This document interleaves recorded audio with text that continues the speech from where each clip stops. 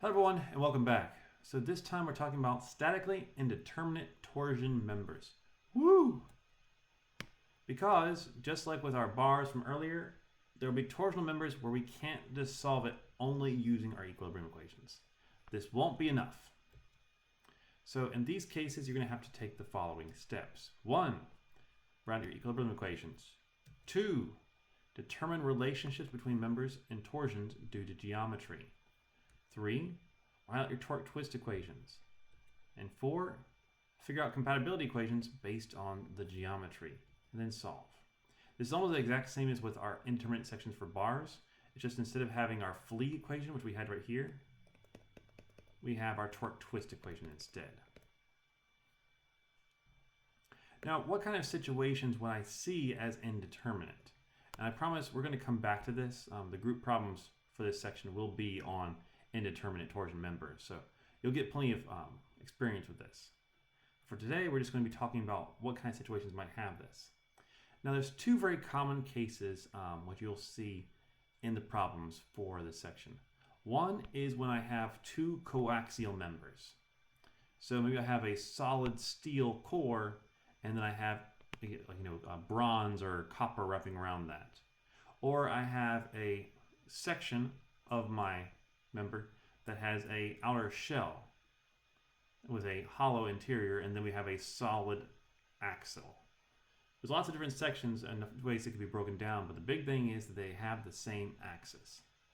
If they have the same axis and they're connected at some point, well, then the angle of twist is going to be the same for both.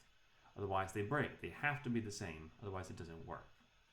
So in this section right here, the angle of twist of the interior will be the same as the angle of twist for the exterior. Right here, the angle of twist for this interior bar will be the same as the angle of twist for the exterior, but not necessarily for these sections on the end. Okay, so other case is when members are joined end to end. You're like, we've solved that before. Yes, but in this case we have a fixed support on both ends. Before we only had one of those. No fixed support over here, and that was all fine. We can solve that. In this case, we've got a fixed support at both ends, which means our equations of equilibrium don't work as well here. So how do we solve it?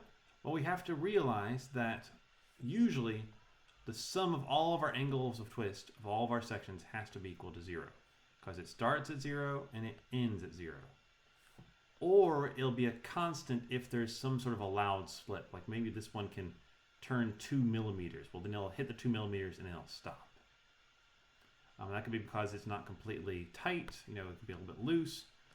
There's a little bit of give in the screws. Whatever the reason is, it might be able to turn just a bit. And that'll be stated in your problems. Okay, so we'll stop here and we'll jump into some example problems. Remember, I'm going to do 2 examples of this in the group problems for this section. So if you're struggling with this idea or this concept, go ahead and jump there if you want to, and you can see them done. So thank you for listening, and I'll see you all next time. Bye-bye.